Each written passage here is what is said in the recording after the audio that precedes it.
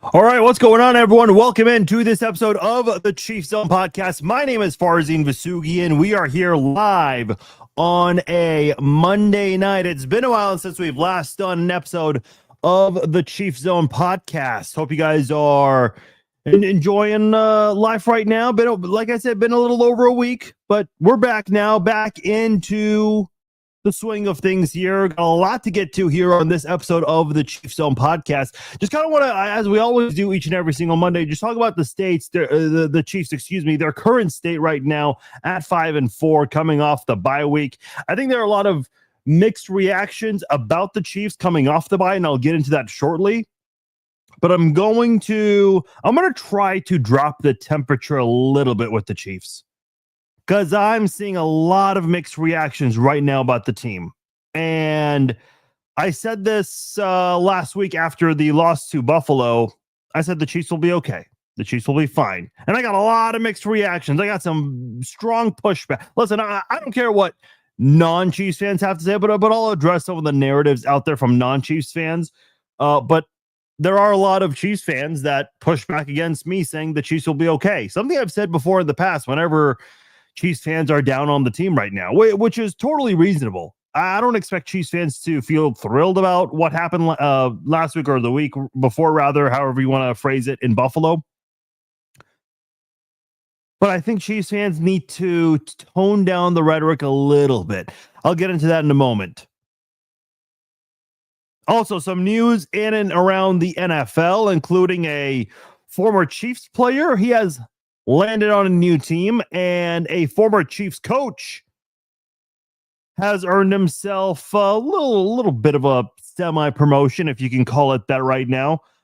All of that and more here on this episode of the Chiefs Zone Podcast. Once again, I am Farzin Vasugian. I appreciate you guys joining me on this Monday night. Hope you guys enjoyed the bye week for what it was. Like I said, we haven't had a podcast since last Tuesday when we recapped the trade deadline.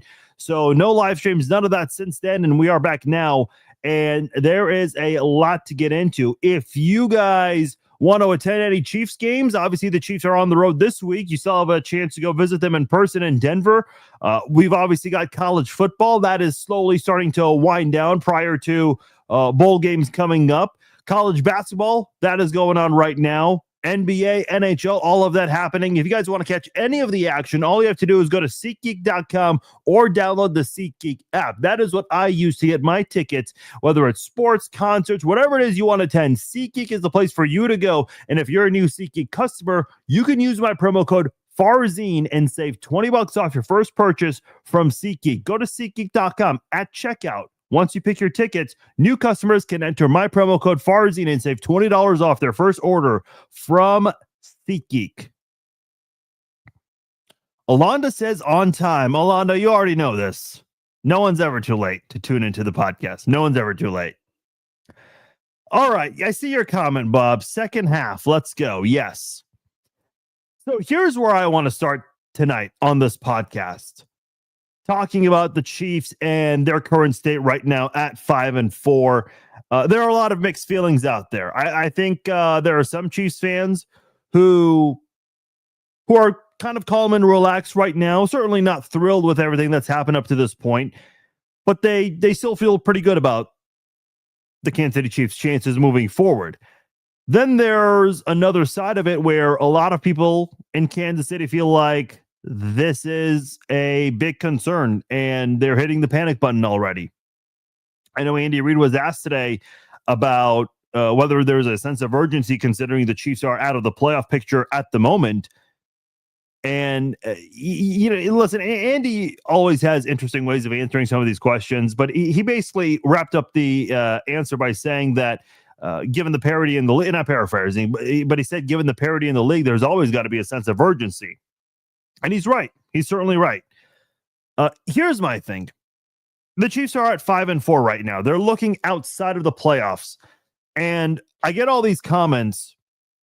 People are saying, well, if the season ended today, the Chiefs would not make the playoffs. Well, good thing the season does not end on November the 10th. I don't know when was the last time that happened. Maybe back in the 1920s when, like in the early years of the NFL, way before the Super Bowl era.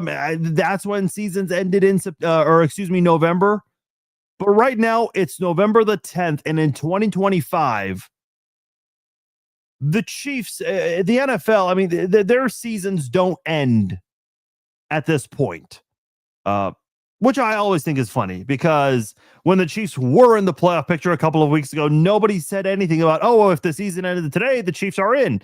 But when the Chiefs are out, that's when people like to talk about if the Chiefs, if the NFL, if the season ended today, the Chiefs would be out of the playoffs. Now, like I said, there's a narrative outside of Kansas City. People think the downfall is starting and the Chiefs are crumbling. This is finally the end of the dynasty, and I'll address that in a moment here. But really, this segment is more geared towards the Chiefs fans who are right now doubting the team. Like I said, I know there are some Chiefs fans who are calm and relaxed, but there are a lot of Chiefs fans who are also hitting the panic button right now. To quote Aaron Rodgers, RELAX, relax. It's going to be okay. Let's chill out a little bit here.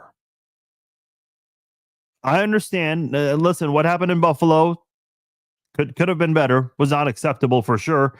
The loss of Jacksonville, that one is looking worse and worse every week. Then I'll get into Buffalo in a moment here, because narratives change so fast in the NFL, man. Like, if there's anything I want you guys to get, if you guys can get anything out of this from me today, just understand, like, the NFL, and I suppose college football, same thing. The sport of football, because it's you play once a week. When you win, it feels like you're on top of the world, and when you lose, you have to deal with that loss for 6 days, maybe 7, depending when your next game is. And it can feel like a long time. In Kansas City's case, they're dealing with it for 13 days by the time they play the Broncos, because they're coming off a bye week. So here's my thing, because I'm seeing a lot of people say this is the year where the Chiefs are finally gonna miss the playoffs, and that, this is their downfall. The dynasty's over. Oh, hold up. I've heard this narrative many, many times. 2021, the Chiefs started 3-4, and Mahomes was leading the league in interceptions thrown. The Chiefs not only surpassed the Raiders, who were leading the division at the time with, I think, a 5-2 record. The Chiefs ended up winning the division, and they made the AFC Championship game. Now, it didn't end well. Patrick Mahomes had one of the worst second halves of his career in that Bengals AFC Championship game. But they still made it in overtime away from another Super Bowl appearance. Then, 2 months later, the Chiefs traded Tyreek Hill. And in March of 2022, the Chiefs were written off. No one gave the Chiefs a chance before OTAs could even get off. Before the draft, the Chiefs were already done. It was over. Devontae Adams joined the AFC West. That was the domino effect in Tyreek Hill getting traded out of the AFC West. And I heard a lot of people talk about how the Chiefs were done. Raiders got Devontae Adams. Broncos got Russell Wilson that year. Chargers got some big players on defense. That's it. Chiefs were doomed. Not only did the Chiefs go 6-0 in their division, not only did they win their division, they won the Super Bowl that year. And the narrative in 2022 quickly changed from how the hell are the Chiefs going to survive without Tyreek Hill to, oh my God, how are the Chiefs doing what they're doing without Tyreek Hill? Patrick Mahomes won league MVP and Super Bowl MVP that year. Then in 2023, by the way, 2022 was a rebuilding year. That was the label a lot of people gave the Chiefs.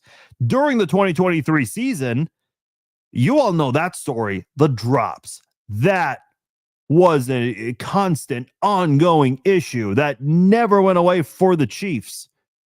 And every single person outside of Kansas City swore, with the exception of a couple people, Everyone swore that the Chiefs were going to be a one and done team. Oh, okay, well, Miami doesn't do well in the cold. They're definitely losing to Buffalo because Mahomes has never played a true road playoff game before. And Bills Mafia's in attendance, unlike the last time, the one other only time Mahomes won in Buffalo. Yeah, Mahomes is screwed. Buffalo didn't even have a play more than 18 yards in that game. And they want to blame Tyler Bass for missing that kick. Even though McCole Hardman, who, by the way, is now on the Bills practice squad, McCole Hardman gifted the Bills the biggest second chance he could have gifted by fumbling at the one with the ball going into the end zone for a touchback. The Chiefs should have gone up by 10 points in the fourth quarter of that game. Shoulda, woulda, coulda. Chiefs still won that game. Then on their way to Baltimore for the AFC Championship game. Oh, the Chiefs definitely. This is where the road comes to a halt. No. Oh, the 49ers, they're definite. No, they won in overtime, walk-off style. Then in 2024, hey, listen, we all know how that ended. Got demolished in the Super Bowl, but still made it to their third straight Super Bowl. And during the season, we heard over and over again, the Chiefs' luck is going to run out. You can't keep relying on a toe out of bounds, a late interference call, a doink, a blocked field goal, a coin toss that went in their favor because at the time the overtime rules were a little different. I mean, all these different things we heard. The Chiefs still found a way to continue to move on and made it to the Super Bowl. Again, did not end well. Not at all the ideal ending. Still got further than a lot of people expected. So why is this year so different? Because I've just given you not one, not two, not three, 4 big examples as to why the Chiefs, their dynasty was supposed to end then, and it didn't. You know what's another thing? And I've heard this narrative for several years, actually, that the Chiefs, because they keep reaching either the AFC Championship game or the Super Bowl every year, they essentially have played an extra season longer than any other team because of the length of their postseasons, and that they're going to get to. Do you really think in November like Travis Kelce, he's tired because the Chiefs keep playing into February each of the last 3 years? No. Like, listen, once you get into March, April, May, like you're in off-season mode just like the rest of the NFL. Do you think in May Mahomes is sitting on the couch at home with his family, his body's aching because he played in February for the 3rd year in a row, unlike any other NFL player? No. Stop that narrative. That's silliness. Because, like I said, I've heard many times that the Chiefs, because of the length of their seasons, playing so late every year, it's going to finally come into play this time. Well, I've heard that a few times now. So I think that narrative is dead also. You know what's crazy? And I posted this morning. It got a lot of reactions. The Chiefs right now are the betting favorites to win the Super Bowl. They're 5-4 right now in the 8th position. So outside of the playoff picture for right now. And they're the betting favorites to win the Super Bowl. They're not even the betting favorites to win their own division. But DraftKings and any other sports book, all the odds makers, they're trusting Kansas City to win this whole thing. Listen, narratives change real fast. A couple of weeks ago when the Chiefs beat the Commanders on Monday Night Football, yeah, it was a close first half. It was literally tied at halftime. But in the second half, the Chiefs just pulled away and destroyed the Commanders. And a lot of people had the thought that the Chiefs looked like the scariest team in the NFL coming out of that game. And then 6 days later, the Chiefs lose to the Bills. What's the narrative that day? Well, the Bills look like the best team in the NFL. And then what happened 7 days later? On Sunday, yesterday, the Bills lost to the Dolphins. And now people don't even know what to think of the Bills anymore because they just lost to a team that's been struggling immensely this year. Tyreek Hill's out for the season. Their head coach has been called out. Their quarterback has shown some leadership issues. The Bills just lost to that team. The Colts. who certainly are the surprise of the NFL this season. And people are giving Daniel Jones his flowers. But when he had a bad game against the Steelers, everybody said, oh, here's the real Daniel Jones we all know and love, the same Daniel Jones from the Giants. But then they won, and no one's talking about the Colts and their downfall, which a lot of people have been waiting for. They've had that in their Twitter drafts for a while now. So, by the way, here's another great example. The Eagles, they had 2 consecutive losses this year, 2 losses in 5 days. They lost to the Broncos, where they collapsed in the fourth quarter, and then they lost to the Giants. They got destroyed by the Giants on Thursday Night Football. And listen, a lot of times what I like to do, and I think this is a good way to kind of get a pulse of a fan base, because I'm in Kansas City. Social media is a great way to get a pulse and understand how fans are feeling. Another way to kind of get a gist of what fans are thinking, local talk radio. I mean, all these post-game shows, they take callers. So I'll always turn on, local radio stations just to hear how fans are reacting, what the hosts of those shows are saying right after the game. Dude, Eagles fans wanted Sirianni gone. They wanted Jalen Hurts gone. They wanted the offensive coordinator gone. This is a team that just blew out the Chiefs in the Super Bowl less than a year ago, and their fan base was having a meltdown. But now the Eagles, they haven't lost since then. Are you hearing any of that? No.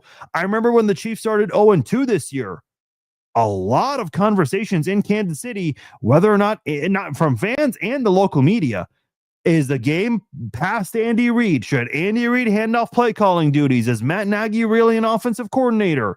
And listen, I know Matt Nagy, even when the Chiefs are winning, he's not the most popular guy in Kansas City. No one ever gives the offensive coordinator credit in Kansas City, whether it was Eric Bieniemy or Matt Nagy. But whenever the Chiefs are winning, no one's complaining about Matt Nagy. When the Chiefs won 4 of their 5 games prior to the Buffalo game, was anyone saying anything about Matt Nagy? No, nobody had a damn word to say about Nagy. My point here is, like I said at the beginning of this, football is a weird sport where you play once a week. When you win, you deal with that win for a whole week. Maybe a little less, maybe a little more, depending on when your next game is. But you sit with that win for a long time. And you have to absorb that win or loss for a week. And in Kansas City's case right now, because they're coming off a bye, they're going to have to absorb the loss for 2 whole weeks ahead of the Denver game. And because of that, the mood right now is somewhat negative in Kansas. I would say more negative than positive. Maybe I'm reading it wrong, but based on the social media comments I've been getting, it seems mostly negative. I even have Chiefs fans telling me, hey, I'm going to bookmark your tweet and let you know when the Chiefs miss the playoffs because you said the Chiefs are going to be okay. Like, Chiefs fans are not handling that loss from Buffalo really, really well, to say the least. Look, all 3 years the Chiefs won the Super Bowl with this core group, with Mahomes, Kelsey, Jones, Andy Reid as the head coach, Spags as the defensive coordinator. It was never smooth sailing. Look at 2019, that loss to the Titans. There was a lot of doubt at that time, given how the Chiefs blew that lead to the Titans. Hey, listen, I had my doubts about the Chiefs at the time. The Chiefs didn't lose another game that season. They went on to win the Super Bowl, their first in 50 years. 2022, there was that rumor in the offseason about Bieniemy and Mahomes, and they had a little bit of a back and forth in that Colts game in week 3, if you remember. They lost to the Bills. They lost to the Bengals. The thought was, well, you can beat everyone else, but not Mahomes and, not Burrow and Allen that year. Well, they avenged that loss to the Bengals from 2021. Remember that whole week with Burrowhead and the mayor saying the things he said? The Chiefs avenged that game and won. And then 2023, obviously the drops. Like, I think out of all the seasons, 2023 was the worst season for the Chiefs as far as the on-the-field product. It was frustrating to watch. A lot of people will say last year, listen, injuries are never an excuse, and the Chiefs certainly made no excuses about it. But when they didn't have a lot of their key players and had bad offensive tackle play all year long, they were still finding ways to squeeze through and win games. Yeah, there were a lot of ugly wins, but they were finding ways to win. Listen, Detroit was missing a bunch of players last year. They were finding ways to win. I know it didn't translate in the playoffs, but they didn't make any excuses about Aiden Hutchinson or all the other defensive players that were missing. They were still finding ways to win. Now that the Chiefs have all their players, Hollywood Brown's healthy, Rashee Rice, his suspension is now a thing in the past. Offensive line is better this year. I know it didn't look great last game, but the offensive line is still playing better this year than last year.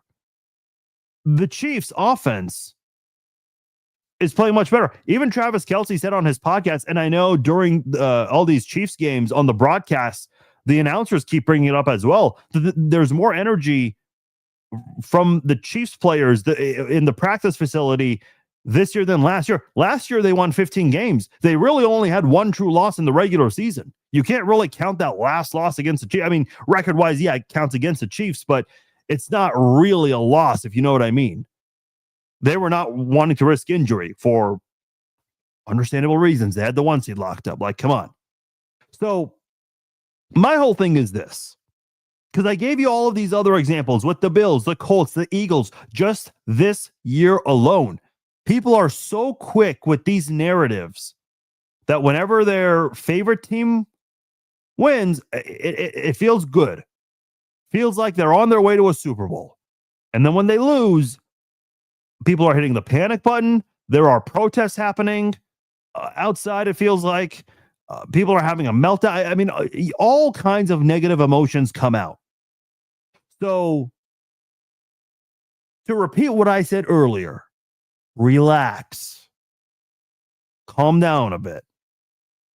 As long as you have Patrick Mahomes as your quarterback, Andy Reid as your head coach, Spags as your DC, and all the other key pieces you have this year, I know defense has been inconsistent. Offense has certainly been playing better since Worthy returned and since Rice returned. As long as you still have your key pieces, you'll be okay. I know that last game wasn't fun to watch, but that's not, one game is not a reflection of your entire season. And I know the Chiefs are right now very close to being a 500 team at the moment, but ever since that 0-2 start, they've won 4 of their last 6. I mean, you lose Xavier Worthy on the 3rd play of the season. You're still without Rice in that moment, obviously. I mean, their main receivers were Juju Smith-Schuster, Hollywood Brown, and Tyquan Thornton. And I'm not saying that in a negative way. Those 3 guys stepped up during the first couple of weeks. And obviously, I wish Tyquan Thornton was getting more snaps. But the point being here is that the Chiefs still found ways to move the football on offense until Worthy got back. And Rice got back. Offense started playing much better. So let's relax a little bit. I think a lot of people are panicking when it's November the 10th.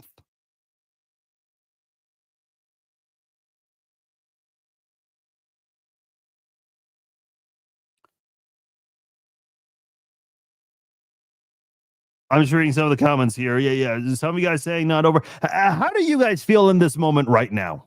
Because I'm looking at the comments for the first time tonight, and there are a lot tonight. Listen, you guys know me. I'll never sugarcoat anything. I will say it like it is.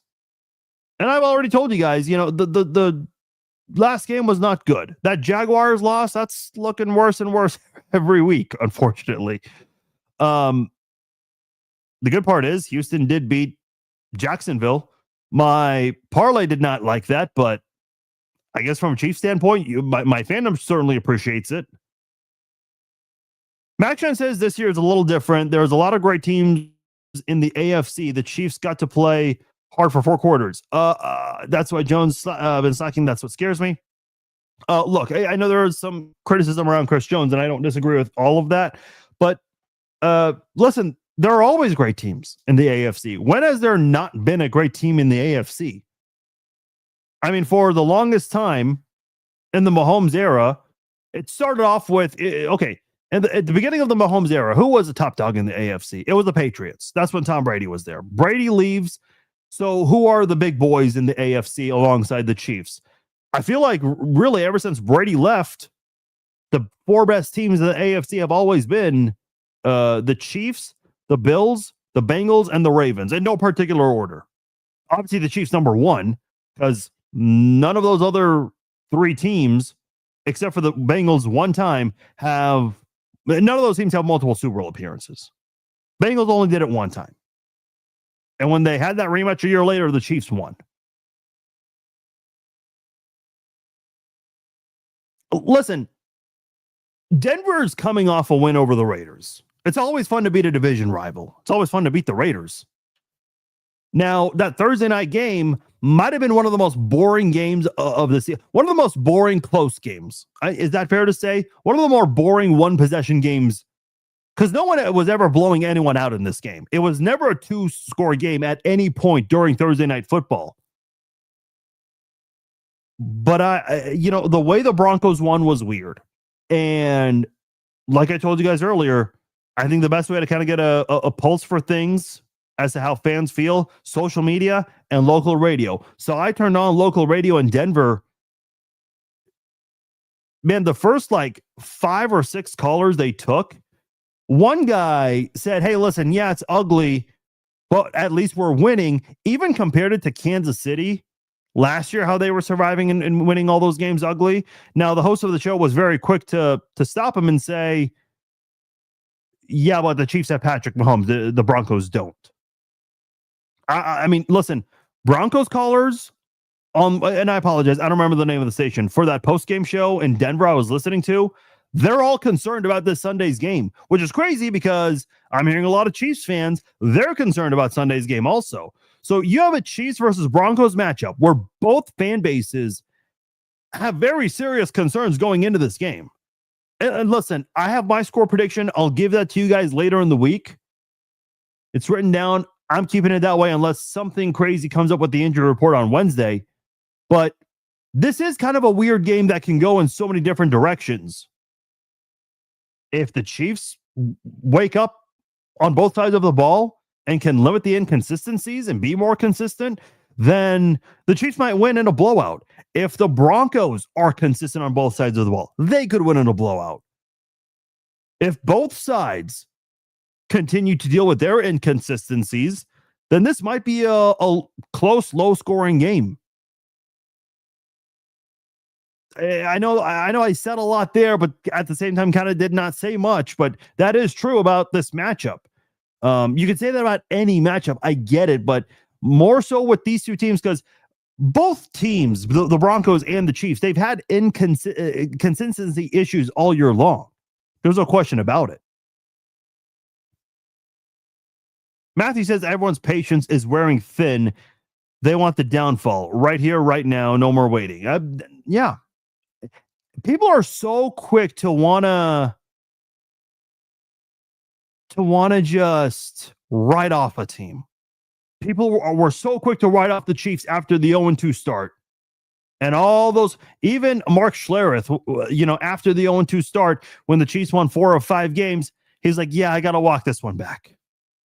So I think people need to relax a little bit there on both sides, both Chiefs detractors and Chiefs fans.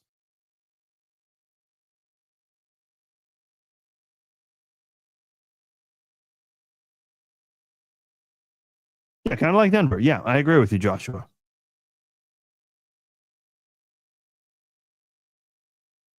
Shannon, I don't disagree. If you told me, I had to spend money out of my own pocket and pick who I am betting on to win the Super Bowl, listen, I'm not going to write off the Chiefs, but to pick them as the favorites at this moment, yeah, I do agree. That was a little weird. But again, I guess to Kansas City's credit, have the Chiefs not earned, serious question to you guys. This is not me trying to, show my fandom here or sugarcoat anything. But here's my question to you guys. Given all the examples I gave you earlier, have the Chiefs not earned the benefit of the doubt by now? Again, they've been written off 4 times. 2021, 2022, 2023, 2024. And all for very different reasons, too. The drops, the surplus amount of close, ugly wins. Tyreek Hill is not there. Slow start. Mahomes leading the league in interceptions. I mean, so many different reasons every year as to why the Chiefs had every reason to no longer go far. And all 4 of those years, they went far. Not all of them led to a Super Bowl appearance. Not all of them led to a Super Bowl win. But they've gotten pretty damn far. An AFC title game every year. I know we don't use the term Final Four in pro football, but the Chiefs have reached the Final Four every year in the Mahomes era. Think about that. 7 times they've made it to the AFC Championship game. 6 of them at home. When have you, the Bills made it to 4 straight Super Bowls. They didn't win a single one of them, though. The Chiefs, who've made it to 3 straight Super Bowls, were 1 game away from three-peating. So, listen, all these things I'm talking about right now, from a football standpoint, are first world football problems. I think Chiefs fans, and listen, I'm not trying to do the whole, because I got some of these tweets as well from some people. I'm not doing the whole, hey, you should not feel bad about the loss. You should feel grateful that you've been able to witness a special day. No, I'm not doing this at all and I know the Chiefs are not feeling that way at all. What happened in the past, no one cares about right now. I get that. But the one thing you can't do is write off the Chiefs. They have proven to you that they've earned the benefit of the doubt. This team erased a 24-0 playoff deficit. This was not a 24-0 deficit against the Browns. The Chiefs erased a 24-point deficit in 10 minutes in the second quarter of that game.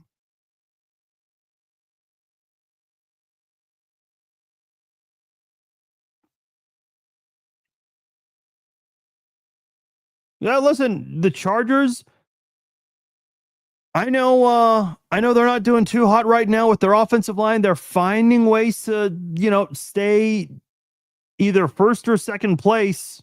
I don't think they've been worse than second at any point this year.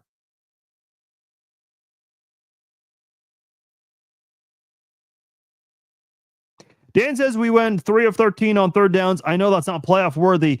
I don't actually know what really happened. Listen, I think you're referring to the Bills game. Yeah, listen, there were a lot of bad things that happened in that Bills game. And is that going to happen consistently with the Chiefs? No. Now, if they lose Rice and Worthy and Hollywood Brown has to be your number 1 receiver again, yeah, I'd be concerned. And I like Tyquan Thornton, but if Tyquan Thornton is your primary receiver, I'd be a little concerned. So as long as you have the pieces you have, what happened against Buffalo, I don't anticipate happening every single game. Listen, I think it's just expected, and maybe not this year because there's a very good chance both Buffalo and Kansas City will be wildcard teams, but maybe the football gods will work their magic and they'll have these 2 teams as wildcard teams face off in the AFC Championship game. Do you think the Chiefs are going to look exactly the same the second time these 2 teams play? Absolutely not.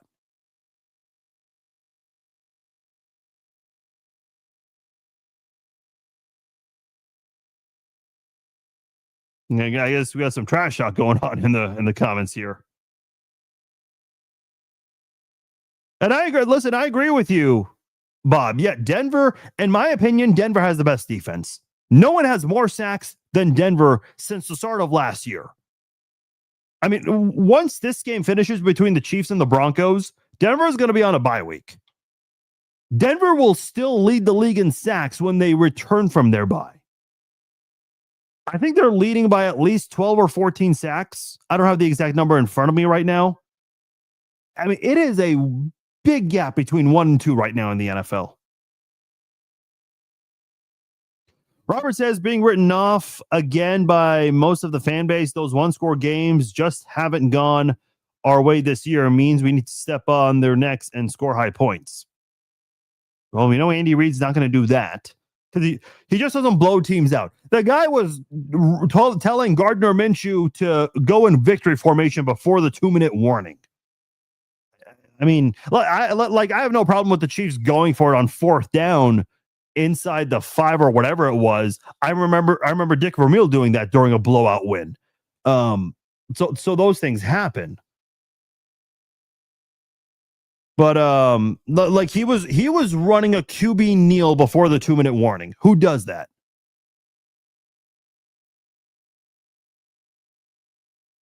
And listen, the Broncos, like, give credit where credit's due. Are they playing well on offense? No.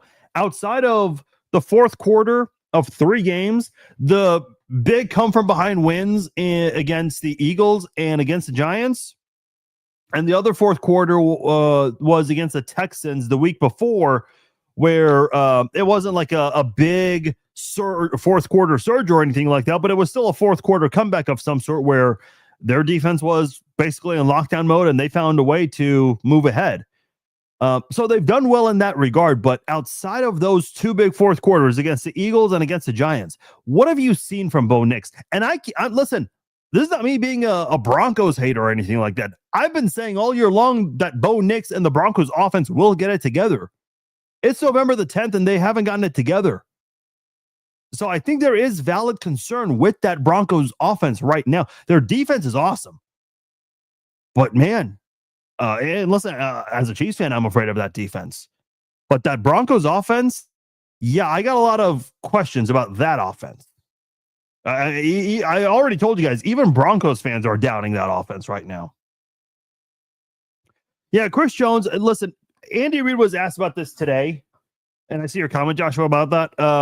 And I know other guys have the same response about Chris Jones. Andy Reid was talking about, Chris Jones and the amount of times he's gotten double teamed this year. Sure, he's correct on that. He's not incorrect. But I've also seen Chris Jones in certain situations where you're thinking, wait a minute, for the amount of money this guy's getting paid, he can certainly do better. I mean, everyone goes back to that Jacksonville game where he was just walking when Trevor Lawrence, he slipped and then re-slipped and got back up and jogged to the end zone. I get that. That was not fun to watch. Not at all fun to watch.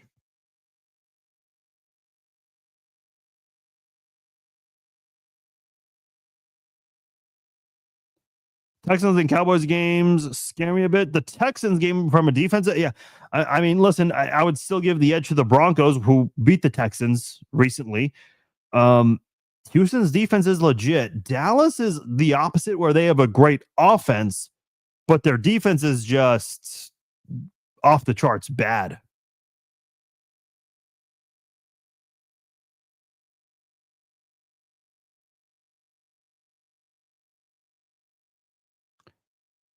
Christopher says, call me stupid if you want, but I have the Chiefs losing only one more game this year against the Colts. I mean, if you believe in those historical patterns between the Chiefs and the Colts, I suppose, yeah, I mean, that's reasonable.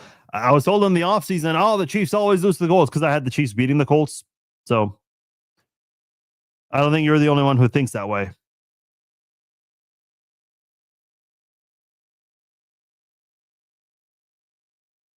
Michael also says they'll go 7-1 down the stretch and win the division. Listen, I will say this.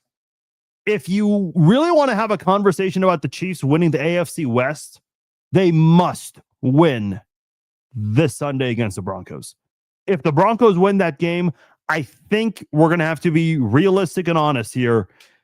Like the division would be what, a 3 or a 4 game gap between the Chiefs and the Broncos? It would be 3.5, I suppose, because the Broncos are going to have their bye week afterwards. At that point, your realistic shot at making the playoffs would have to be through the wild card, unless both Denver and LA absolutely collapse, which I do not. LA, I could see because they're missing offensive linemen right now. The Broncos, as inconsistent as that offense is, I don't see them falling apart. I know it's happened before with a completely different regime, mind you. But that was a completely different regime. So I think the Broncos, I think the winner of this game on Sunday wins the AFC West. Is that fair to say? I truly do think whoever wins this game on Sunday wins the AFC West. Look, I know a lot of people are to wrap up my comments here. I know a lot of people are saying that the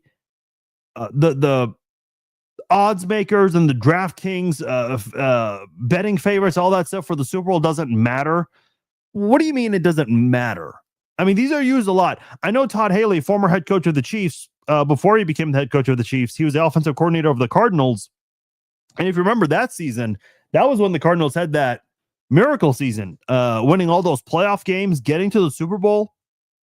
Todd Haley, who does a lot of sports media now, on his radio show on NFL Sirius XM, Haley was talking about all of the playoff games the Cardinals had that year.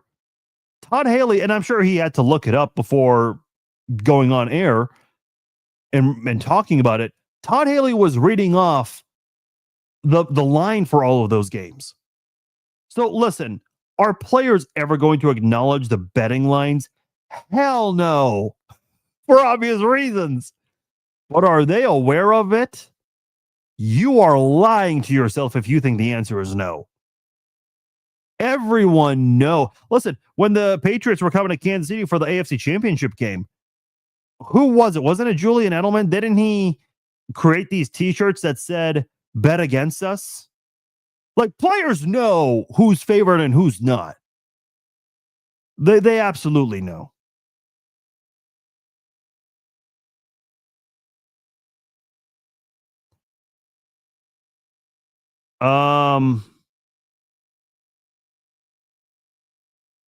Yeah, I don't know what's going on.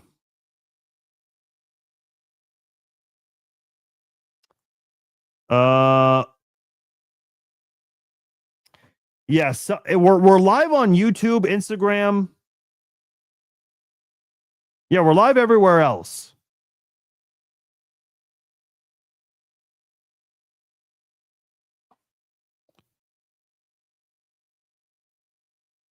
Let me check YouTube real quickly. For those listening to the archive version, apologies here because it appears we are frozen on Facebook. Yeah, we're fine on YouTube.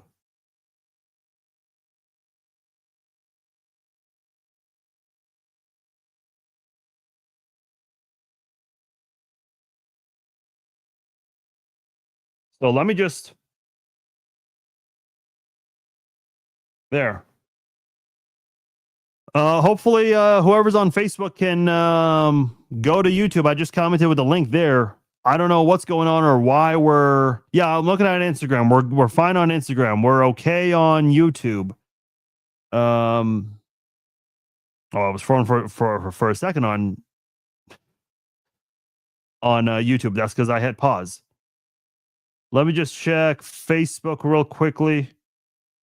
Yeah, bear with me. I apologize. I know this is not fun, entertaining. Oh, and the live stream has stopped on Facebook. Lovely. What you gonna do? I don't know what happened there. I don't know what happened. Can we reconnect?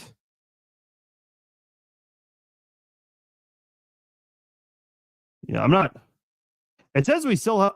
Oh, okay. There it is. Yeah. It is showing no viewers on Facebook. Okay. We still have viewers on X, YouTube, everywhere else, but Instagram. But yeah, I have no idea what happened on Facebook. Let me real quickly try one last thing here.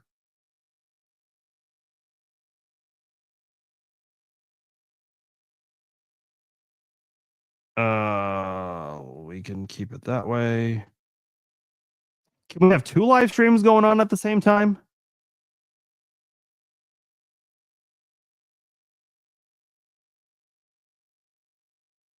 Okay.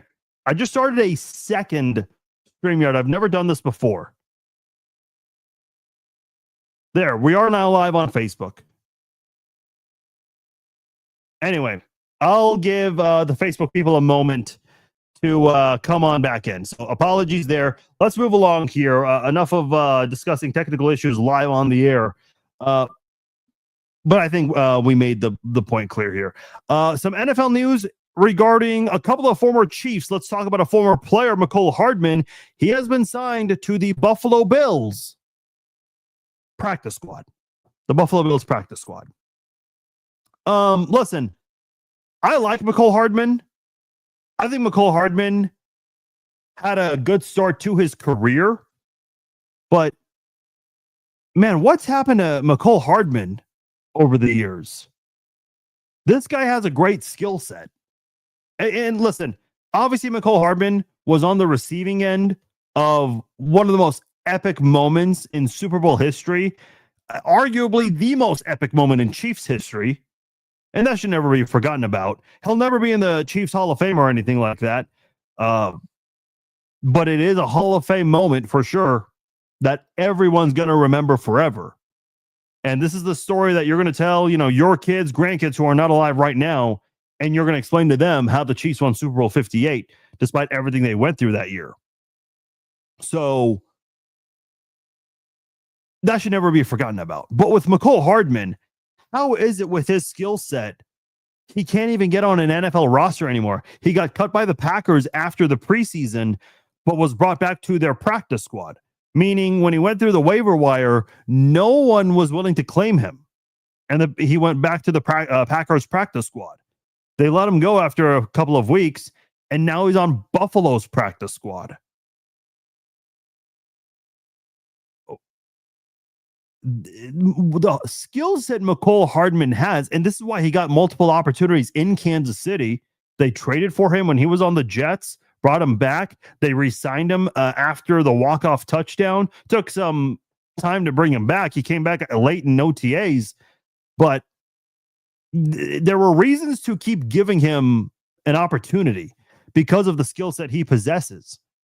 Unfortunately, you just never saw that happen. Yeah, for those of you who are coming back from Facebook, thank you guys for coming back.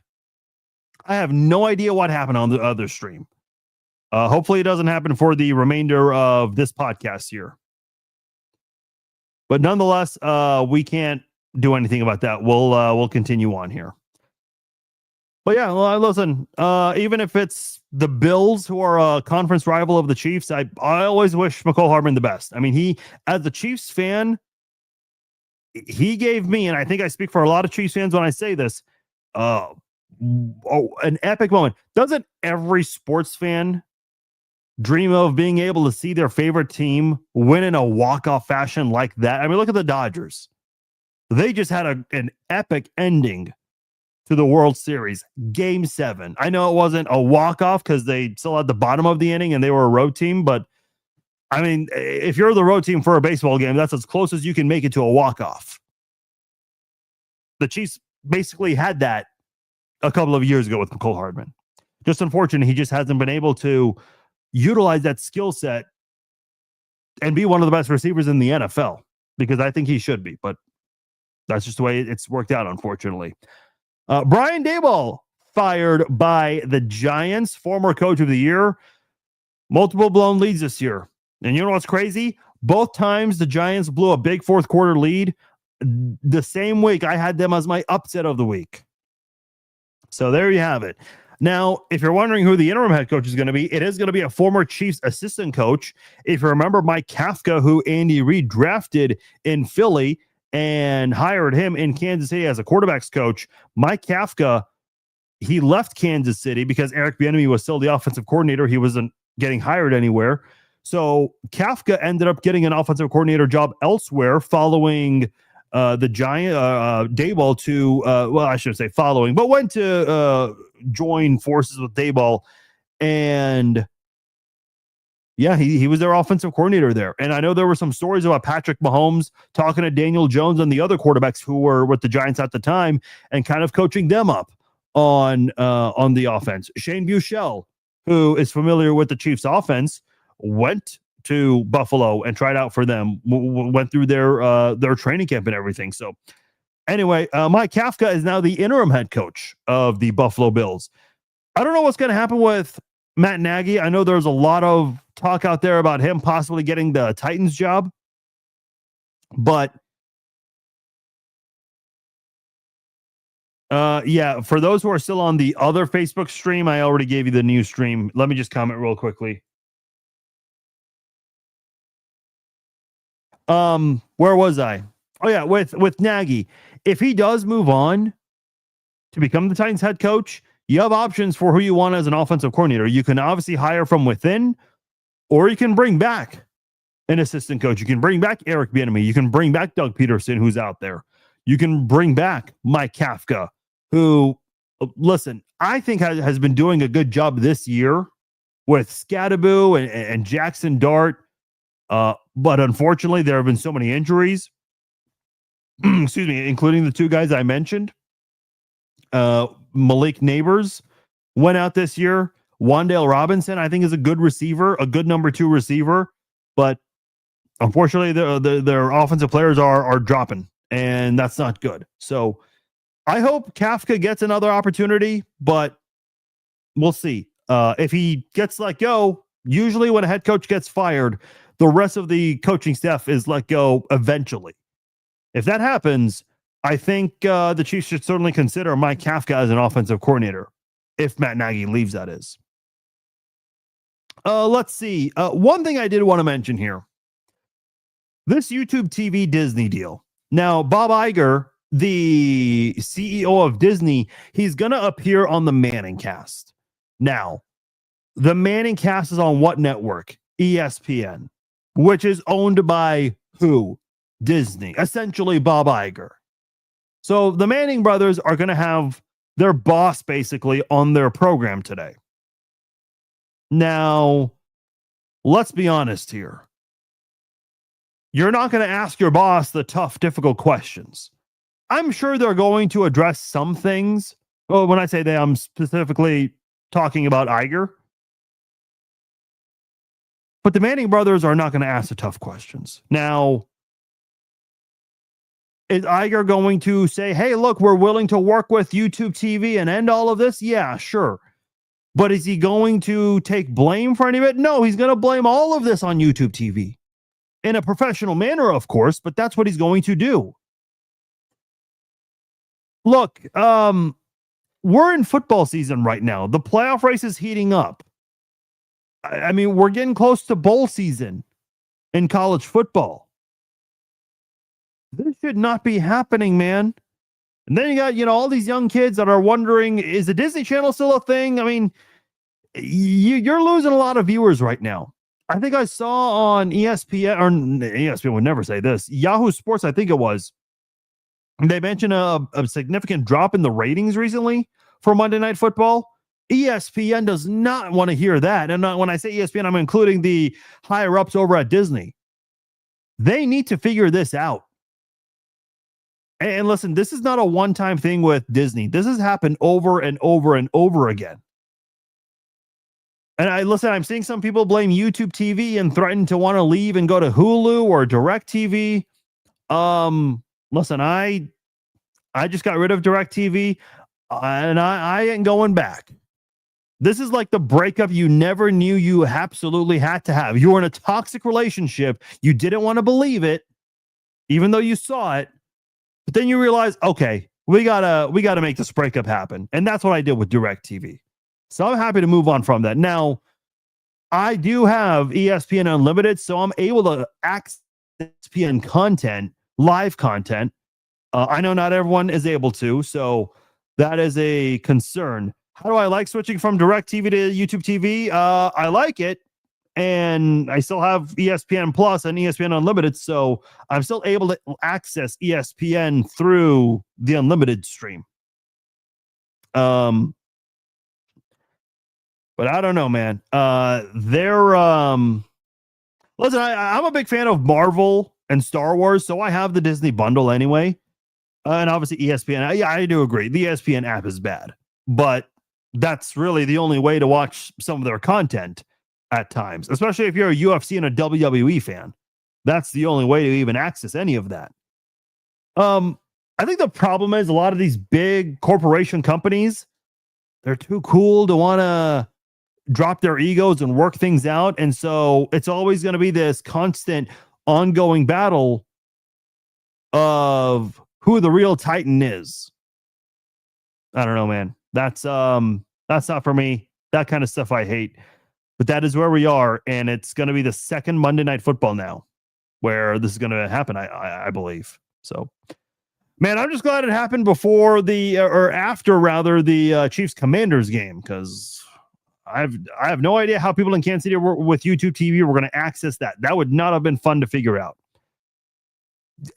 Listen, get your shit together. That's all I'm going to say. And that's more on Disney's side than YouTube TV side. So there you have it. That'll do it for this episode of the Chiefs Zone podcast. Now, before I get out of here, if you guys missed any part of the live stream, I know we had a little technical issue on the Facebook side. YouTube, X, and Instagram are all okay. I know the Facebook viewers are back now. You guys are back in. Good.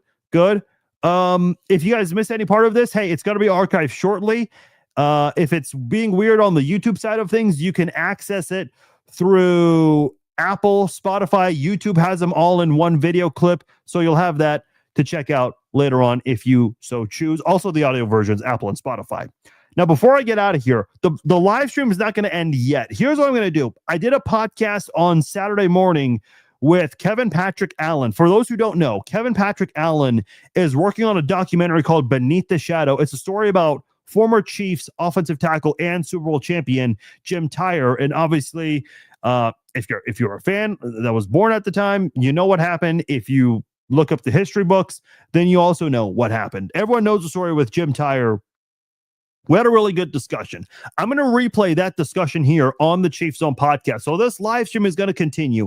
If you saw it already and you want to see it again, great. It'll be available for you. Otherwise, you're free to leave. It's up to you guys. But I did want to replay that interview that I had with Kevin Patrick Allen. It's a fascinating conversation, and I hope you guys enjoy it. Otherwise, my name is Farzin Vasugian. Thank you all for joining me for this Monday night edition of the Chiefs Zone podcast. Be sure to let a friend know about the Chiefs Zone podcast. Otherwise, I will talk to you all on Wednesday. We will break down the game between the Chiefs and the Broncos. That'll be a fun one to do. Talk to you all later. Take care.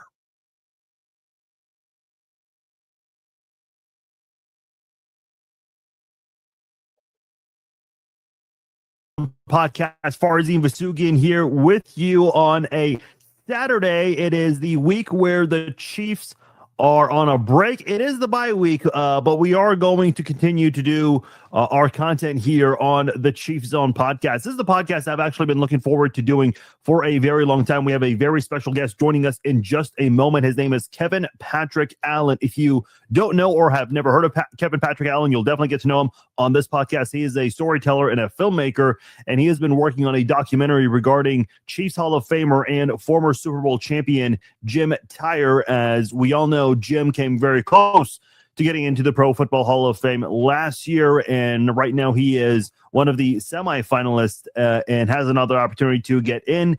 And within the last 10 months, his name has certainly received a lot of conversation. I've had conversations with a couple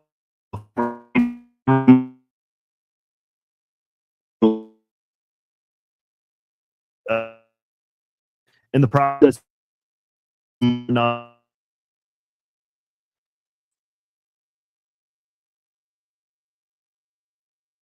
Topics we don't ever cover here on this podcast.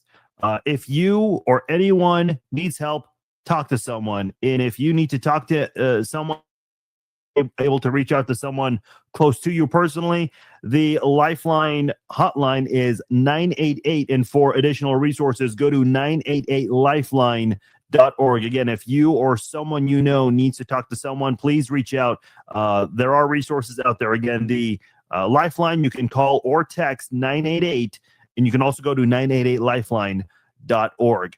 All right, let's not waste any time. Without further ado, I want to introduce my guest on this podcast. He is a filmmaker and a storyteller. Been working on a documentary on Jim Tyre. It was called Beneath the Shadow. A lot of questions on that documentary, his coverage of the story, and the story that's still going on right now. Very honored to have on Kevin Patrick Allen. Kevin, thank you so much for joining us here on the Chiefs Zone podcast. How are you, sir? Oh, Kevin, we do not hear you. There we go. There we go. How are you, sir? Good. I'm doing well. Appreciate you joining. Listen, I don't remember when our first correspondence was, but we have been talking for a long time. And I mentioned a while back that I definitely wanted to have you on and have this topic. So I appreciate your patience, and I really do appreciate you taking some time to join us here. First and foremost, for those who may not know who you are or your background, tell us a little bit. I know you have some of your projects out there that people can check out on Amazon Prime and other streaming networks. Tell us a little bit about yourself. Yeah, so as you can probably appreciate, as a podcaster, as a radio guy, I was a reporter for many years and just went by Kevin Patrick.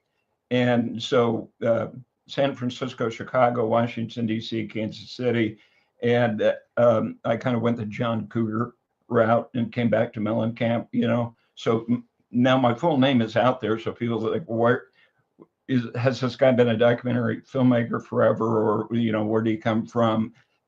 It just kind of evolved and brought the name with it. So that's my background, and everywhere I went, I've been very interested in investigative kind of stories.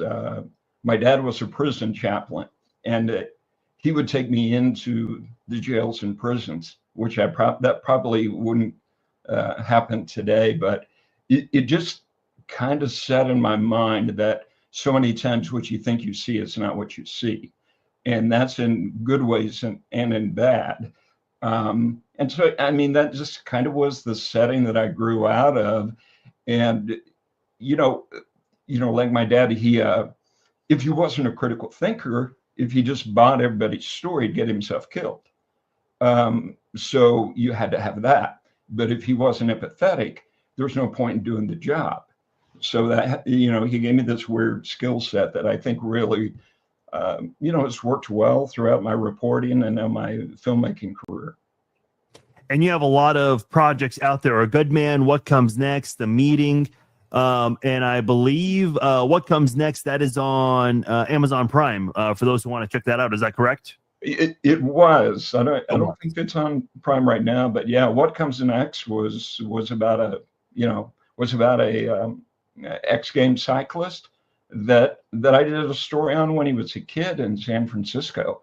And I just remember the guy was so good, but he'd broken so many bones, had so many injuries by the age of 20. And he said, people keep telling me I'm going to regret this when I'm 40, but I won't know until I'm 40.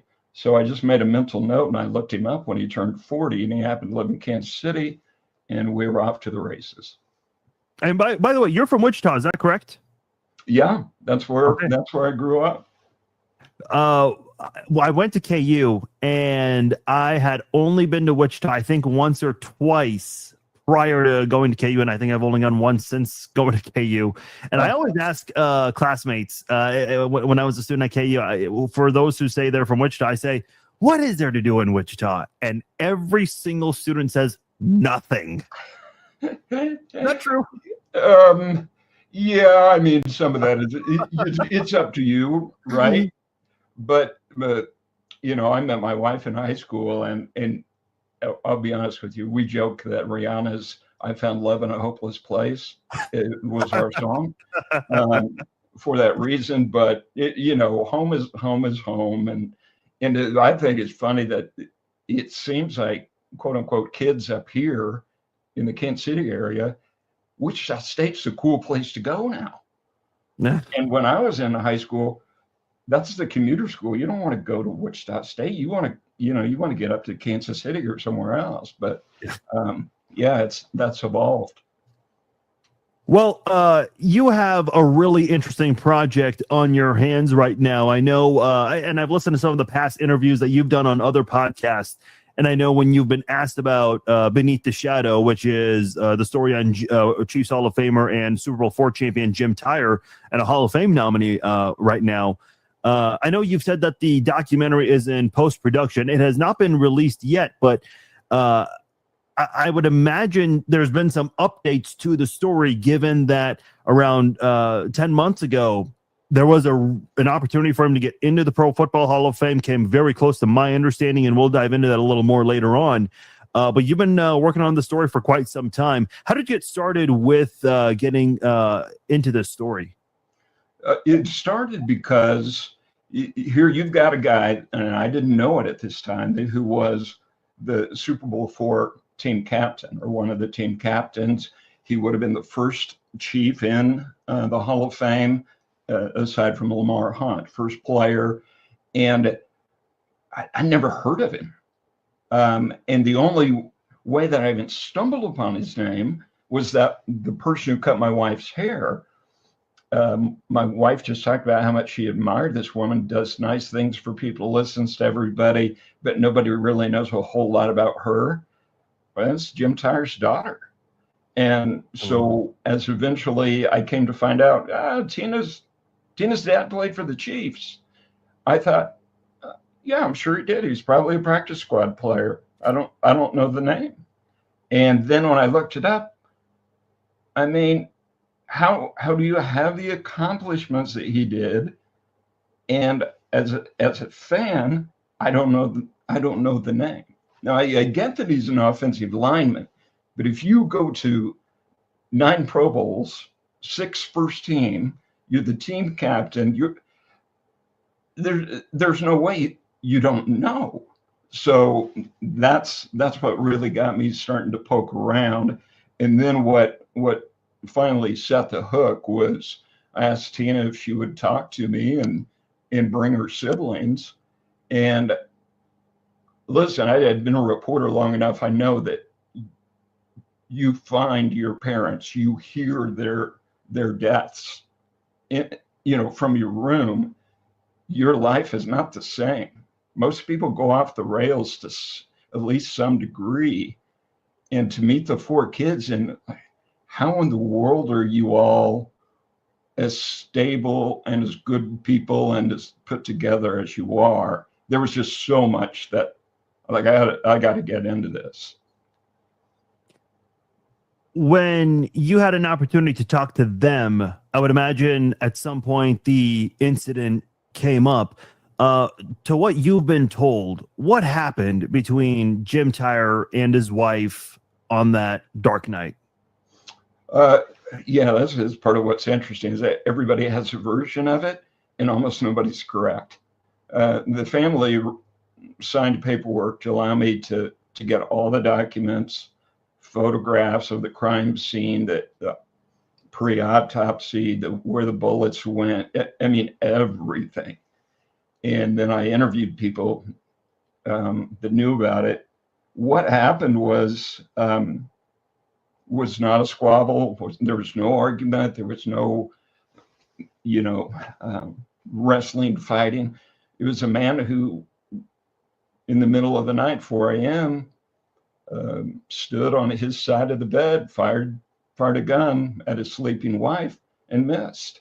And she hops up, just, oh my God, bolts to the end of the bed. He comes around and fires a second shot and doesn't miss this time. And then, he just lets out with his son described it as a primeval wail, and then took his own life. And that was that. And we were talking about 10 seconds in a life that otherwise was in every way very admirable. So just strange, just very strange. What were the ages of the kids when that happened? Tina was at Mizzou. She was 19. She wasn't at home. Brad was 17. The adjacent room, shared a wall, heard everything. Steph was down the hall. She was 12. She turned 13 a week after this happened. I mean, you just think about who you are at that time in life. That's anyway. And Jason, he was 11.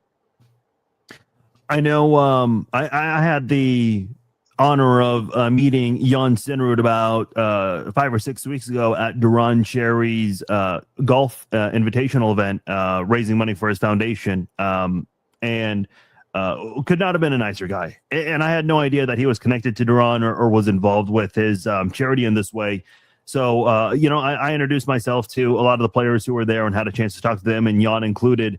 As someone who was not born back then and prior to Patrick Mahomes, that was like the glory years of Chiefs football. It's always an honor to be able to meet anyone from that era of Chiefs football. I had the honor of speaking to Bobby Bell many years ago, but I did speak to Jan Stenerud and talked about Jim and his name coming up again for the Pro Football Hall of Fame, because the list just came out at the time. He's still part of the nomination list right now.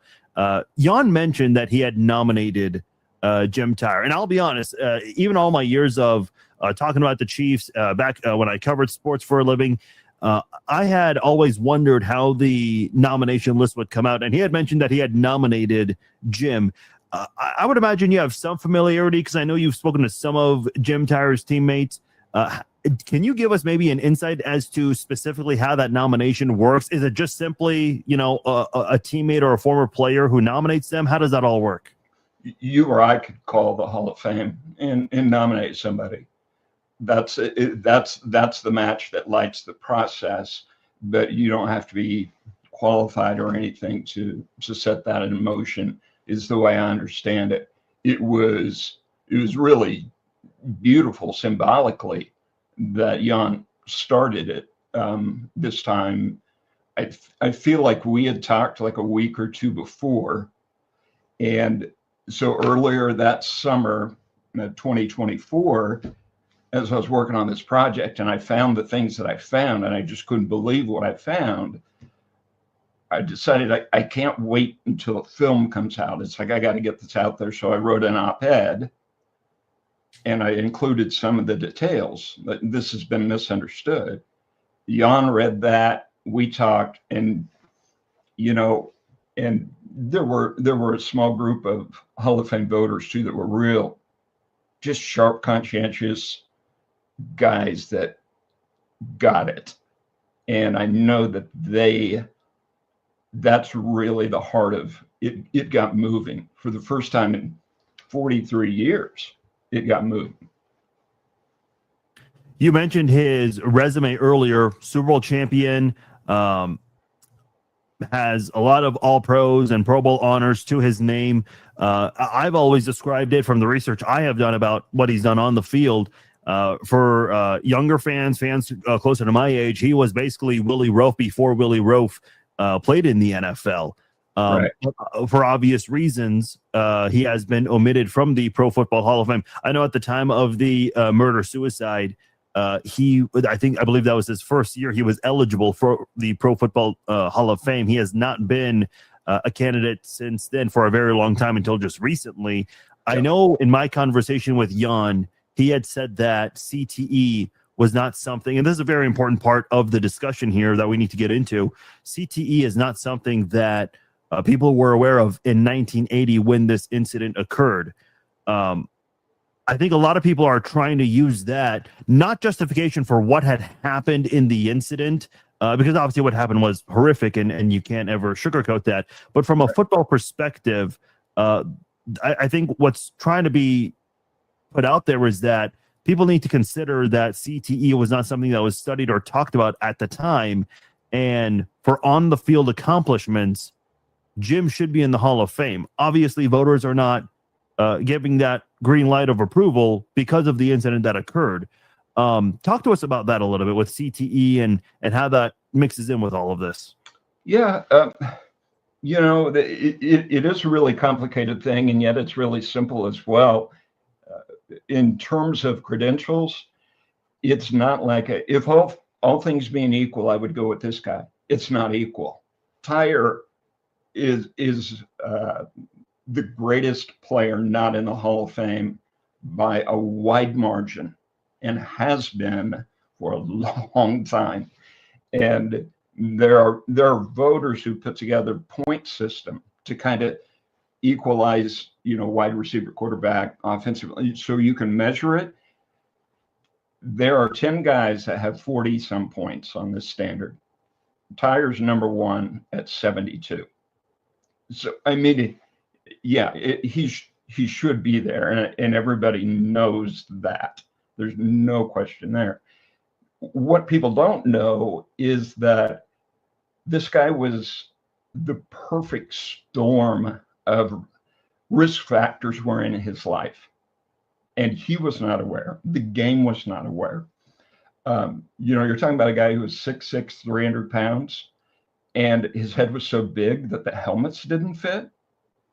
So what they would do is they would either rip out the little bit of insides that they had, or they would deconstruct the helmet, put it back together with a blade down the middle to fit on his massive head.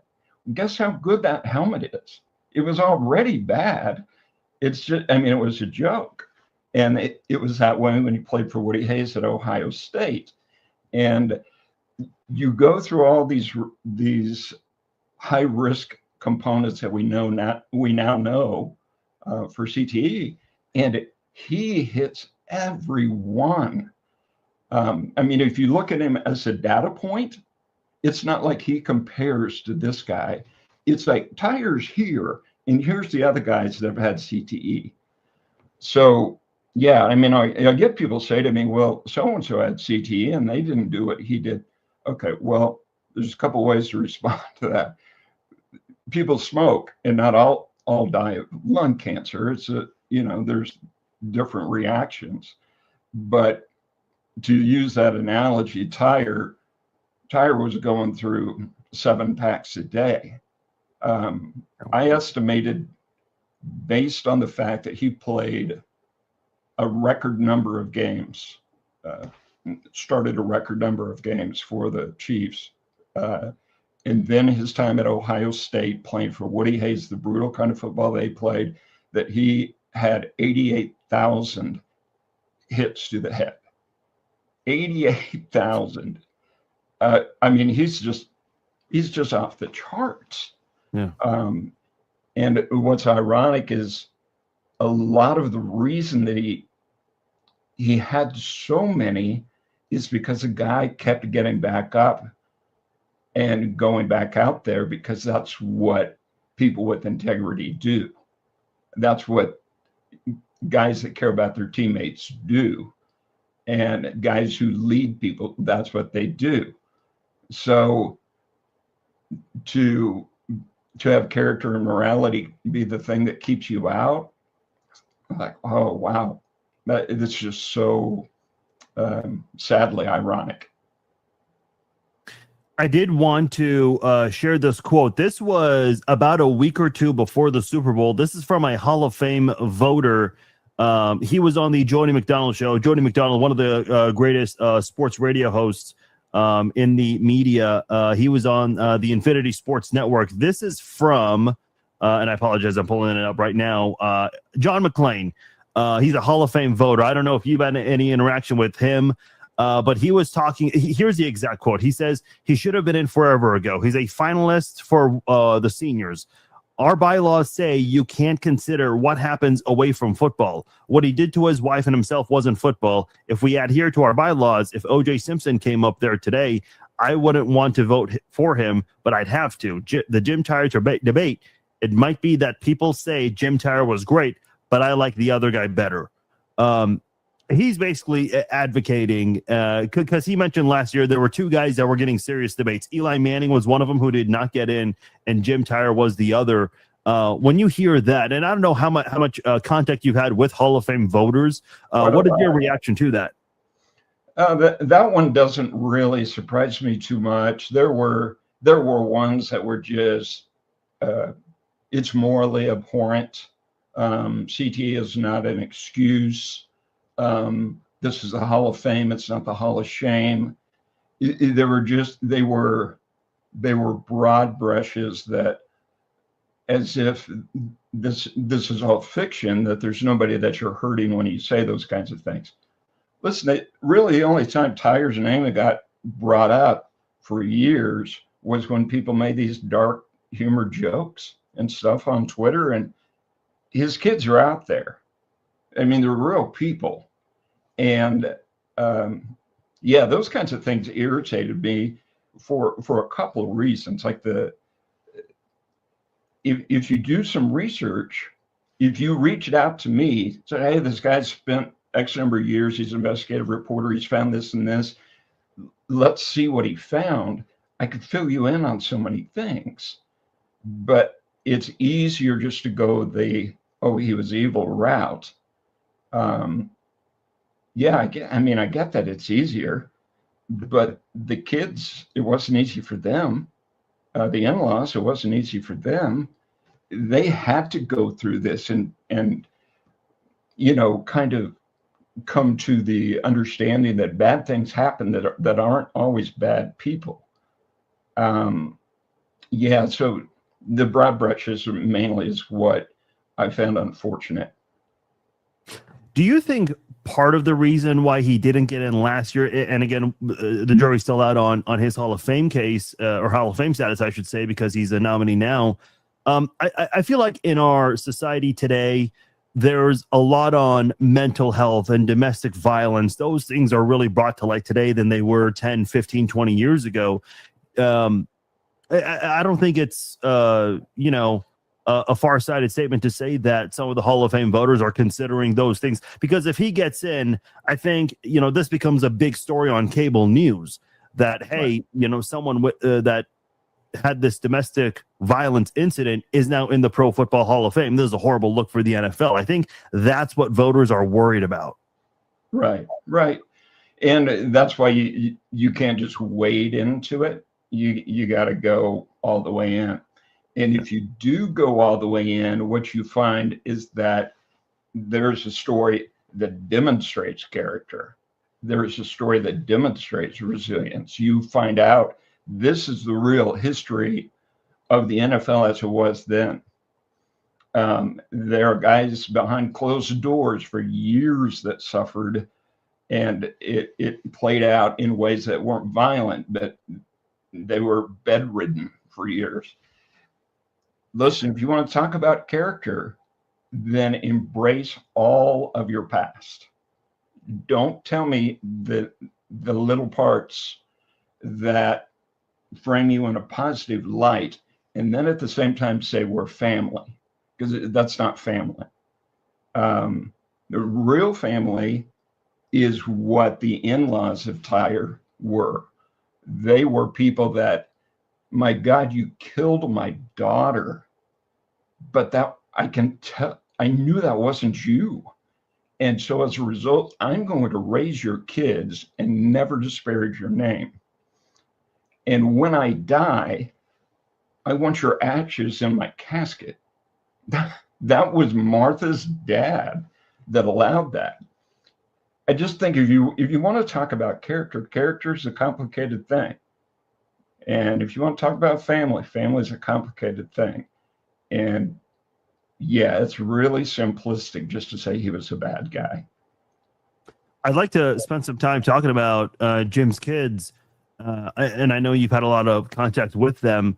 I do want to start from the beginning. Shortly after this incident, I know you have a couple of stories that a lot of people may not know in terms of Jim's teammates, the Chiefs organization, and just kind of how they got involved and how they tried to step in a situation like this involving Lamar Hunt and Jan Stenerud. Could you share those stories? Yeah, the film is called Beneath the Shadow because it's all about you live in the shadow and you live in the shade of the people who came before you, the good and the bad. And there are all these wonderful things that the Chiefs family did. Jan Stenerud came by the house and picked up the boys and said, let's go out to Arrowhead during the week and then throw the football around, kick the football around.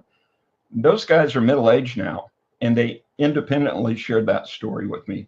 I mean, it just a cool thing that stuck with them that really, Jan was like, that's not that big of a deal. Well, it was. It really was. Lamar and Norma Hunt,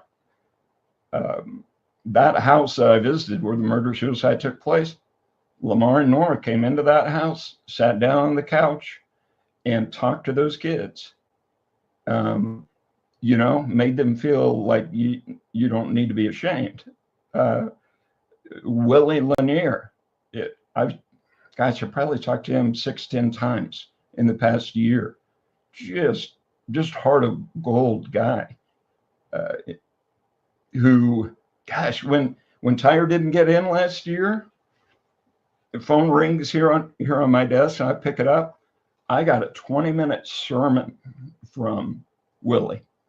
It was the most powerful, fiery, who do you think you are kind of sermon that I'd heard. I mean, I wish I could have been recording, but say, you don't know my teammate. You don't know what we went through. Who are you to be? He just lit into it. And that's a game he loves. But it's just he's not going to lie to you. He's going to tell you we all paid a price and we loved it. We didn't know about these things. But you can't erase our guy. That's just not what you do. I certainly don't want to be insensitive with this question because it is a very difficult subject to discuss or even live with, something that, I can't ever understand. But from the conversations you've had with Jim's kids, how do they live with the fact that this is what their father did? I think part of it is it goes to what was said at the eulogy. The last thing that was said at the eulogy was we should be careful not to judge a life by its concluding events. And the kids knew who their dad was. He was so consistently admired and beloved and did the right thing that it was in contrast to anybody else in the team. That, there was just such a stark contrast. It's like something happened to Dad in the last, 2-3 years. We just don't know what it is. And I think that's what the whole family did, was they just they had to reserve judgment. We're never going to know what happened. We just know that he changed. And I think that's just so admirable that they did withhold judgment. As a reporter, I go back through all these stories that were written back then, and you see this inherent desire to wrap up a story in a neat bow within the news cycle. And that's not how life works. And I mean, I did it for years too. You want to have an answer.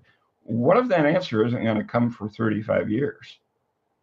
If you start making assumptions, or you say, well, his business has failed and then he shot her. Yeah, his businesses did fail because he couldn't think. There's a difference between correlation and causation. So they move forward and tried to focus on what was good and tried to set aside that day. I know a lot of times whenever a player officially gets elected into the Pro Football Hall of Fame. So, for example, Jared Allen last year, who was drafted by the Chiefs, you saw the Chiefs, they put out a nice congratulatory post. I'm sure the Minnesota Vikings did as well, and one or two of the other teams that Allen played for. Let's say Tyre gets into the Pro Football Hall of Fame this year. If that happens, I kind of wonder if the Chiefs would recognize it or not, and not because they are ashamed of his on the field accomplishments, but I guess they're worried about some of the backlash, especially with some of the things that have happened in Chiefs history, recent history, like the Javon Belcher incident back in 2012, the incident with the son of Andy Reid, Britt Reid. There have been some negative off the field incidents that have happened with the Chiefs over the last 10 to 15 years, and I don't know. I don't know how the public would perceive it. I don't know how the Chiefs would welcome this or even acknowledge it. Do you have you ever had any contact with anyone from the organization right now, and whether or not this is something that they're trying to push for to get Jim into the Hall of Fame?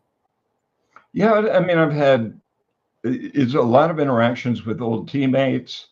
Some people with the Chiefs. It of course is very sensitive. What I kind of do is I look for signals, because I think it is so sensitive. Maybe some people don't want to step out. That's my read on it. Yeah. But if you go to the Chiefs Hall of Honor, in the past year, they put up a new display for Jim. I think that, in my estimation, that's a tip of the hat to the kids. That's a we know. And I mean, he is a member of the Chiefs Hall of Fame. That enormous bust is up there. His best friend Fred Urbanus is next to him, down. And yeah, in the building, they know. To go back to Jim's kids, I don't know where you were when the Hall of Fame finalists were announced and those who got elected. Were you with Jim's family when that was being revealed? And whenever you first got the chance to talk to them, what were their reactions to Jim falling short of the Hall of Fame? Oh, that was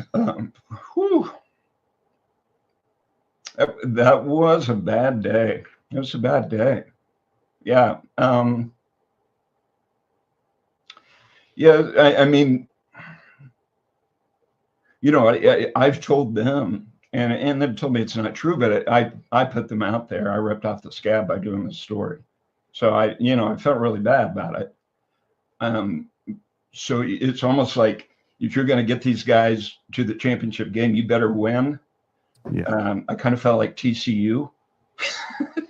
You know what I mean? We got to the championship game, and then it was just crushing. Yeah, I remember. Yeah, we were, all 5 of us were on a Zoom call, and yeah, they're such solid people, and the emotions were back. And I mean, from a couple of them that I had not seen it before. It's just like, it was like their dad was being shamed, and he was. There were some very irresponsible comments. I mean, when you frame something as morally abhorrent, and you don't stop to consider, in 2025, we know that moral decision making goes through here, and that's what the man used 88,000 times. Where do you think this morality is? Is it some nebulous thing that you just cling on to for your argument? Yeah, that was bad. And I think the way it ended was, one of the kids said, "Well, Kev, I guess the movie's over." and the other one said, "How does it end?" And I'm like, "Oh my God." But let me tell you how it ends. And this has changed now. Yeah. I said, in my mind, this is the truth of the matter, that your family legacy is not in the Hall of Fame, and your family legacy is on the property where your dad and your grandpa planted these trees when it was the early 60s, and those trees are 100 feet tall now. That's what family is. So those trees are going to be there longer than the Hall of Fame is. They'll still be standing. So that's your ending. And I felt good about that. And then, I don't know, a couple weeks later, I felt like that's still a little bit hollow. Yeah. So you want to win now, and in the future. And the information is out there to make the right choice. I mean, I've got the medical information. I've shown it to them. They know what the medical information is. It's just a matter of whether, you accept that this is a tough story, but you need to do it right. What is their level of optimism right now with Jim being a nominee once again? It was a lot to go through last year, but they're willing to go through it again. The level of optimism, oh gosh. one of them said, "I think my son will accept the award someday." So it's like he's going to get in. There's going to be enough people that get it. And then another one said, "I think it'll be this year." And another one said, I just don't have any faith." And I think it runs the gamut. Yeah. I think what's so difficult about the Hall of Fame, my biggest frustration last year is they only had 4 players go in. And look, I know there's this big debate, and I know there's more of a football conversation than about CTE or about Jim specifically. I know there are a lot of people who say, listen, we've got to be very careful with who gets in because you don't just want to accept everyone that was a Pro Bowler or a champion. And I certainly get that. Right. And this is not me trying to play devil's advocate, but the Hall of Fame has been so weird over the years that there have been a lot of great players that have had to wait a very long time. I've had conversations with Neil Smith. He has, tried to put it out there, why is he not in yet? He believes he will, and he hopes that it'll be, while he's still here on this earth. Duron Cherry, who I mentioned I've got a great relationship with, I think it's, crazy that he's not even a nominee, a semifinalist. So Derek Thomas had to wait a very long time to get into the Hall of Fame. People thought it took him longer than it should have. So I think that, and listen, I understand. Everyone knows a big reason why he was omitted last year was more for off the field reasons than on the field reasons. But I think if they keep putting his name out there, he's got to get in eventually. Like you mentioned, that his son will accept the award one day. The late Therese Paylor, who was a fantastic reporter covering Missouri, covering the Chiefs for the Kansas City Star and for Yahoo Sports. I remember there was a video of him that came out, and I had never seen this. I don't know if people post these videos often, but he actually, in the room where they were debating the Hall of Fame the week of the Super Bowl, they showed him making the case for Tony Gonzalez, and it was a great case. He went in there, he talked about his accomplishments, what he had done on the field. And I wish we saw more of that for other players. I don't know if there's, especially with social media, if there's a policy that, people need to keep their phones away or whatnot. Do you know if there was anyone in the media or any of the voters who are trying to make, I know I mentioned McLean's point in an interview, but are there any voters that are trying to push for this to happen? Oh, yeah. Yeah, absolutely. I know way more than I'm supposed to know, but they also don't follow their own rules, so I'm okay with that. I mean, people want to tell me what happened inside the room. I want to know, and numerous people have told me what happened inside the room. And I think the more transparency, the better. Here's the biggest thing last year. I know that there's lots of reasons and there's lots of good candidates, but like I said earlier, Tyre was supposed to go in 81. He was a finalist, and yeah, it's just not the same thing. The unfortunate thing is that they break some rules and they adhere to others, and as a result, nobody is fully informed. And by that, I mean, you're not supposed to vote on anything other than what happened on the field. But you decide that you're going to be a moral arbiter, which is reasonable. I mean, if you're really informed. So you make this decision that I'm going to break the rules to do the right thing. But when you tell that to everybody else, this is what I'm going to do, and somebody says, hey, let's discuss this. Did you know about this medical information? Did you know this? Did you talk to the reporter who dug into this? And they say, no talking. Yeah. Then what you've just ensured is all of you can break the rules, but none of you can be informed. And that's exactly what happened. I mean, I had voters that I talked to after the fact that told me their reasoning, and I said, did you know that conclusion you made about CTE is actually in this study that that's not how it works. Well, no, I don't know anything about CTE. Oh, geez. Holy, that's why you don't vote on morality when you don't know. Yeah. But they didn't let them interact, because the interactions would have been on something they're not supposed to talk about.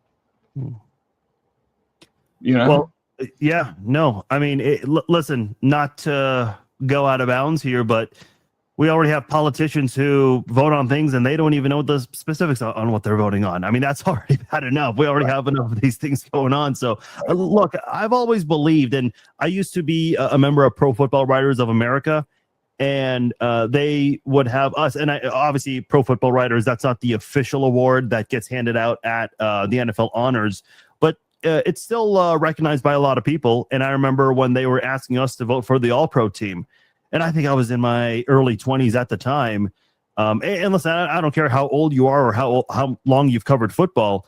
I truly don't think anyone out there can tell you who the 5 best centers are or the 5 best left guards, left tackles, because those positions specifically are just, there aren't enough stats out there like on ESPN or NFL.com. They are on websites like Pro Football Focus and whatnot.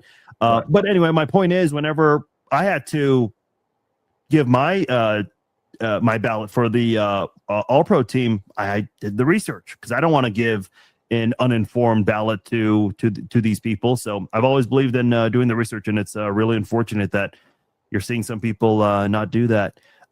Kevin, this has been a great conversation. I really do appreciate your time. Before we wrap up here, the name of your documentary, Beneath the Shadow. Before I get into my question, when did you start working on this? What year? I did the end of 2019, the beginning of 2019. Okay. Yeah. Yeah, I mean, I made a list of, we did a short documentary just kind of about Jim Tyre, did it for Super Bowl 4 teammates and screened it with them. And then I was like, I wonder if there's evidence to show why he changed. And I made a list of 5 or 6 things that I really thought there was a snowball's chance of finding. And we found them. Obviously, you know, this, I think if you're a Chiefs fan or you're a football fanatic like I am, this is definitely one you want to see. I would imagine you've had ideas of when you would like for this to be published, but given the recent news with Jim being a finalist last year and once again possibly being a finalist this year, I don't know if, I mean, this is a good question, but I don't know if there's a good answer for it. When is the possible release of this film? Well, what's your ideal date for this possibly coming out? I'm hopeful in just a few months. We've had a lot of interest, and one of the things that we were asked to do is to recut with some of the new information, and which is what we're doing now. And then when there was so much of the morality talk, you may have read it in the Star. I took everything that I'd found and I commissioned a study from a forensic analyst who testifies in court. And I said, here, take all this. What would you say in court? And after 6 weeks, I get a letter that says, if I were on the stand, I would say this man was not at the wheel. And, it's stuff like that I wish the film had come out like 3 years ago, that each time it gets delayed for whatever reason, another door opens that makes things more clear. Yeah. And so there's a benefit in that. To be clear, regardless what happens with Jim or not, your target is to have this sometime in the 2026 football offseason. Is that accurate? Oh yeah, I mean we intended for it to be out in the fall this year. Right now. Okay. Yeah. All right. Well, listen, Kevin, this has been a fantastic conversation. We've covered a lot. Is there anything important about this discussion that we haven't really brought to light here that you would like to bring up before we let you go? Yeah, I would just say that the kids and that family, they talk about the good days and they talk about what kind of player he was. So when I hear a voter or I hear a talk show, it's like, oh God, we're not going to go through this again. Can we just talk about football? Yeah, we would like to. And if you did, he would be in the Hall of Fame. But by, you have a moment of silence to honor somebody, but when you have decades of silence, you dishonor them because nobody hears how the kids grew. Nobody hears the resilience that came out of it. Nobody hears the science that ended up explaining what happened.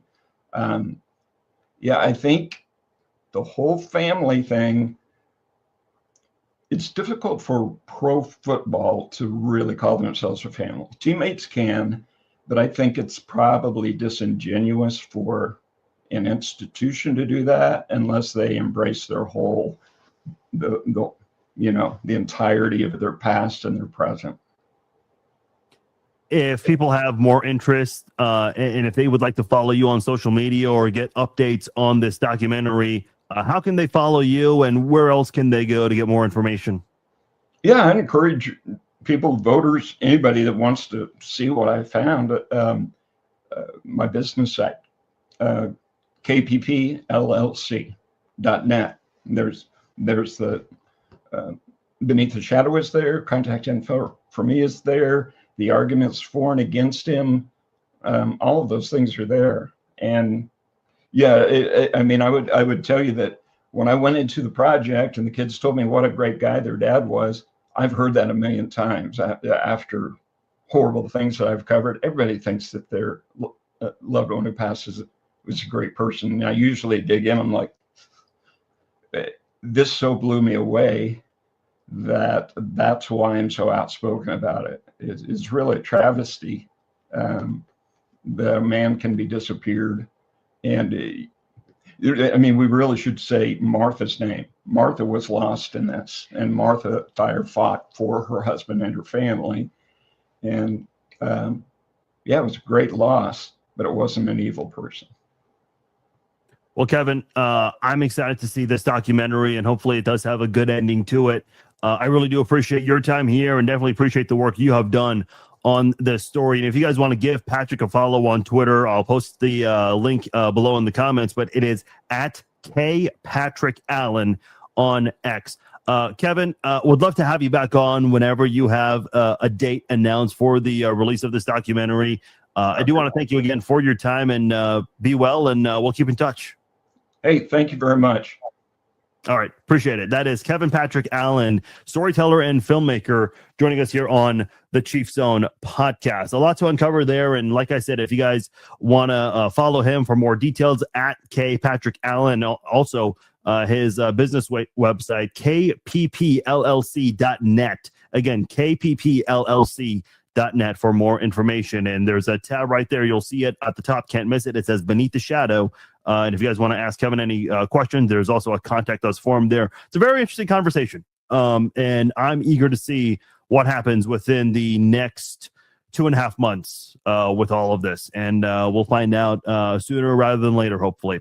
All right. Appreciate you guys joining us for this episode of the Chief Zone podcast. If you guys enjoyed this podcast, please share it with your friends. Let them know about the podcast. If you tuned in during the live stream and missed any part of it, hey, it'll be archived shortly on Facebook, X, YouTube, Apple, Spotify, anywhere where you can download and listen to a podcast. Share it with your friends once again if you haven't done so already. I appreciate you guys joining me. Once again, our big thanks to Kevin Patrick Allen. I am Farzin Vasugian. I will talk to you all on Monday as we start Chiefs versus Broncos talk and much more. That'll come up then. Talk to you then. Take care.